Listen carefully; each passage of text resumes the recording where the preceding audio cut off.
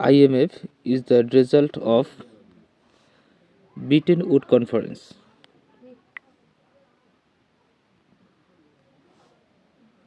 আন্তর্জাতিক অর্থ তহবিল IMF কবে হতে কার্যক্রম শুরু করে? উত্তর 1947 সালে।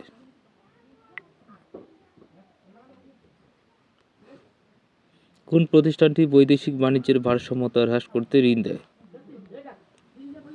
উত্তর IMF।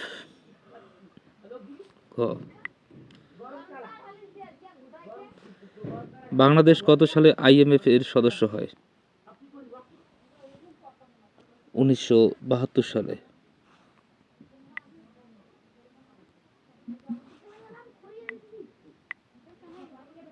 ইসলামী উন্নয়ন ব্যাংকে দেওয়া বাংলাদেশের চাঁদার হার কত? উত্তর 10 মিলিয়ন ইসলামী দিনার। গ এশীয় উন্নয়ন ব্যাংক ADB কবে প্রতিষ্ঠিত হয়?